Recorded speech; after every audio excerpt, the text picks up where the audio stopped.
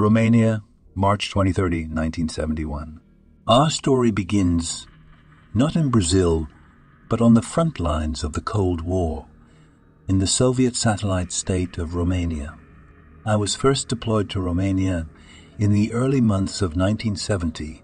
I was provided fake documentation to return to Romania, posing as an unfortunate communist who had wound up on the wrong side of the Iron Curtain. By this point, I had been working a basic farming job for a few months. The original aim was to merely record what military equipment the Romanian government was provided by the Soviet Union. By late March, I was supposed to use a small boat to quietly escape to Turkey and deliver the information I had gathered. Unfortunately for me, a few nights before I was set to depart, one of our informants told me of a strange scientist named Alucard. This scientist had allegedly been working with the Soviet government to use bats as spies across West Germany. At the same time, a drastic increase in the bat population had been recorded along the East-West German border. When I pushed for more information, my informants had little information aside from rumors. Allegedly, Alucard had been part of the aristocracy with King Carol I during the interwar Second World War periods, and had been known as a prominent member of the aristocracy before that, during the First World War. Assuming this information was correct, Alucard had to be a very, very old man at this point. Along with this information regarding his age, according to my informants, nobody had seen him in many, many years. Romania, April 10, 1971. Despite the lack of information from my informants, I was ordered to either get Alucard himself or his research documents and immediately escape to Turkey. My first thought was that, as a prominent scientist and member of the former aristocracy, now known as the enemies of the people, Alucard must be reliant on the Soviet government for medical treatment. Perhaps if I could find this Alucard, I could escort him with me to Turkey and offer him world-class medical treatment in exchange for information on his experiments. Alucard would no doubt accept this deal, and he could live out the rest of his days with at least some form of dignity, rather than working for those who no doubt took away his status and estate, given his sudden disappearance from the public spotlight. Romania, April 10, 1971.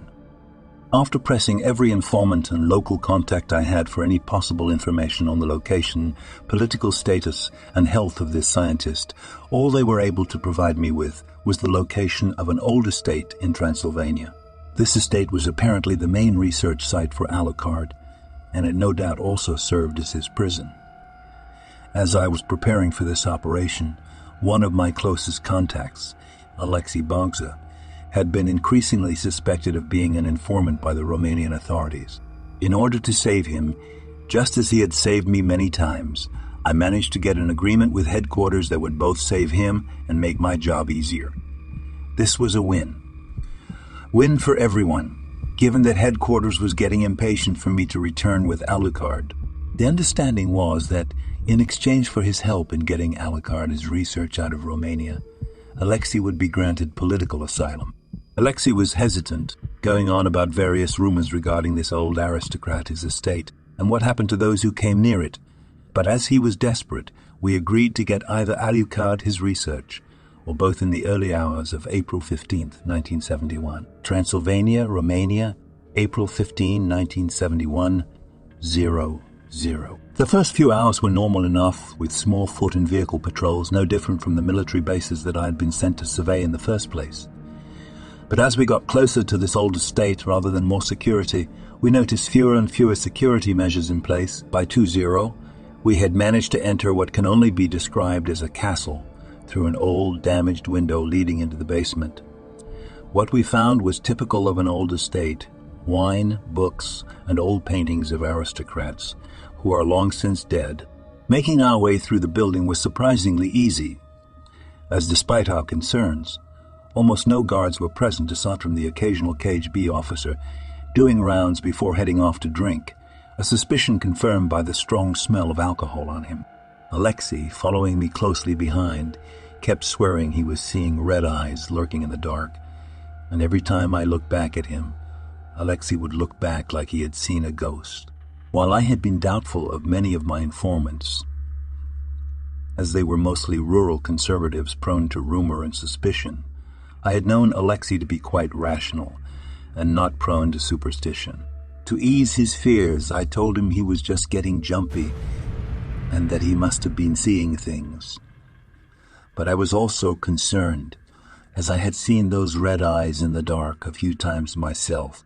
Whatever was watching us must have been some sort of experiment by Alucard, and I assumed it must have simply been a tool to reduce security, perhaps some bat trained to monitor our movements, but why was it just watching us rather than alerting security? At approximately 2:30, we entered what we could only assume was the main laboratory of Professor Alucard.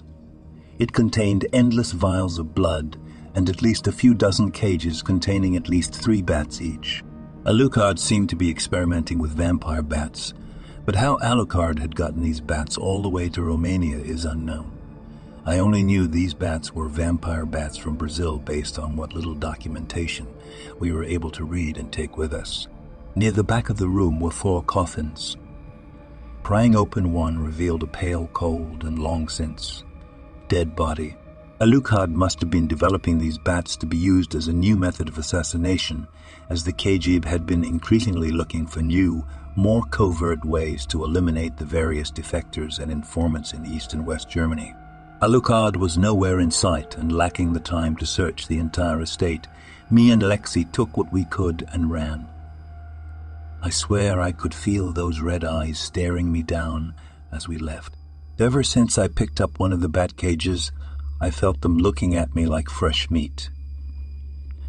Ever since we left that lab, I have felt them almost every night, but I took those damn bats regardless.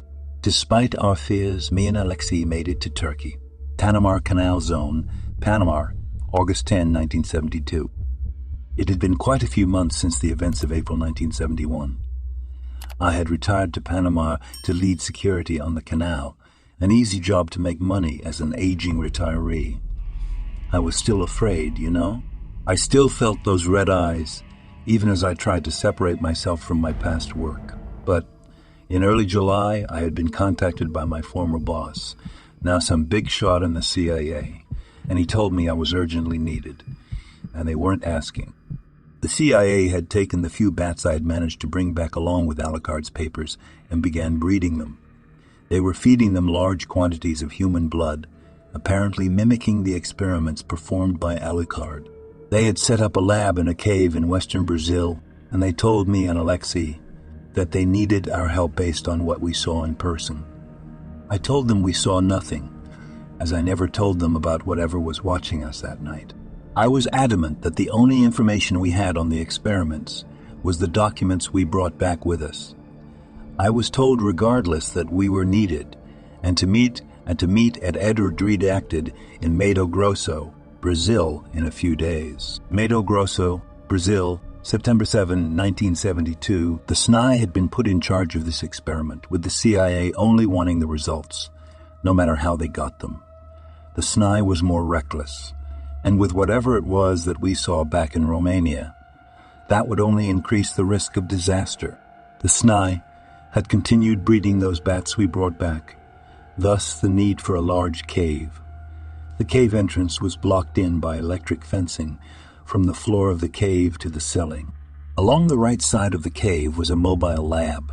It was essentially a long series of rooms connected by tubes to isolate the lab from the cave. This was necessary as the bats had grown. Aggressive far more so than the bats we had seen in the lab back in Transylvania. Before we were told what they expected us to do, they wanted to show us the 3 chambers and the current results they had collected. First chamber had bones of various kinds of animals, cows, pigs, sheep, etc. Given the number of bats they said they had managed to breed and the increased aggression in these bats, it was no shock that most of the animals had died within an hour in the first chamber. The second chamber was similar to the first, only the piles of bones seemed to get higher and higher as we progressed through. At this point, the only light source was coming from the lab spotlights. I must also note that the bats in the second chamber were not bat-sized. The first chamber, closest to the entrance and most exposed to sunlight, had normal-looking bats, but in the second chamber, they quickly began to grow in size, with a few being the size of a small child. The final chamber was pitch black and was ultimately the reason they had called us to aid in their research. In this final chamber, familiar pairs of red eyes peered back at us from the darkness. Alexei had not been as discreet as I had been, most likely a result of his desperation to be granted political asylum, and he had told the scientists about the creature that was watching us back in Romania. The red eyes in the third chamber, I must note, looked far more animalistic than whatever had been stalking us before. We were told that these bats had indeed learned to kill humans, and in fact it became their preference rather than cows or sheep. Final chamber had human skeletons by the hundreds, but the problem was that as they went deeper into the cave, they detected less and less noise. This would indicate that there were far fewer bats in the third chamber, and how could so few bats cause the screams that they demonstrated when they showed us a human test subject being sent into the third chamber? Mato Grosso, Brazil, September 7, 1972. Alexei and I were given a basic task. In each of the chambers, they had an adult male, approximately 20-30 years of age, strapped to a chair. The subjects, we were told, would last from 1 to 3 days, if lucky. The first chamber was not a problem, as during the day, most of the bats retreated to the inner two chambers. The second and third chambers had become inaccessible, as the cables to the lights the scientists would use to drive the bats away from the subjects had been chewed through. We were told to collect vials of blood from the 3 test subjects. The scientists had faith that we would be able to quickly collect the samples, as they had success collecting samples from the first 2 chambers before contacting us. We, however, were chosen because Alexei informed them of what we saw in Alucard's lab. Whatever was in the third chamber had prevented all previous SNE and CA agents from being able to approach the subject for a blood sample. These bats seemed to know when they were being fed and when their food might be taken away, and it had gotten to the point that the few scientists and agents who remained refused to collect any samples from the third chamber, as this might be seen as a threat by bats. They originally wanted to cut off the food supply to that chamber, but after recording increased agitation from whatever creature had grown in the third chamber, it was decided that placating its hunger would be the best decision until we could collect a sample from the subject to see how much of a threat the creature was. Regular vampire bats have draculin in their saliva to prevent their prey's blood from clotting. So the scientists concluded that taking blood samples from the area bitten would then provide us with a rough estimate of both the amount and size of the bats feeding. Mato Grosso, Brazil, September 7, 1972. Alexei and I had taken the samples from the first chamber on September 6th. The subject had passed from blood loss, but the blood samples seemed to indicate that these were almost regular vampire bats, aside from the increased aggression. We entered the second chamber through the test chamber doors located deeper in the facility. Alexei was told to protect me as I took the samples. To do this, he was equipped with both UV and regular lights. The UV light helped us see the fresh blood trails and led us to the subject. We were able to collect the blood samples fine, but we did have to hide in a few of the rock formations and hold the regular light pointing outwards, as the large bats in this section of the chamber became far more aggressive upon detecting our movement, but they seemed far more sensitive to both UV and regular light. The test subject in this chamber, unfortunately for us, was still alive. The subject seemed to be in some sort of daze, but when he felt us take the sample, he seemed to snap to awareness and began screaming. Large bats quickly descended on top of us. I was able to escape with the sample, but Alexei was not so lucky. I am so sorry, Alexei. I wanted to leave, but I was told that my previous withholding of information could end with me being the next subject in Chamber 3 unless I got them their sample so they could end these trials. I now had to both use the light to defend myself and use the equipment to take at least 3 samples from this last subject, as they had no other samples from Chamber 3 up until this point. Aside from the door sealing behind me, it was silent in this chamber.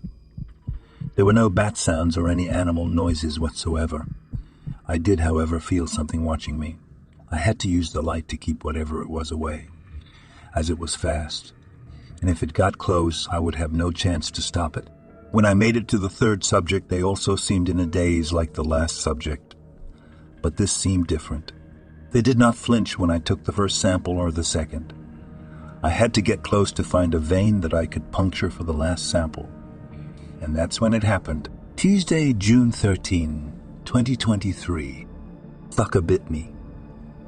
I felt his teeth, far longer than those of a normal human, rip a chunk of my shoulder and cause blood to pour out. Whatever creature was watching this from the darkness was unable to wait anymore.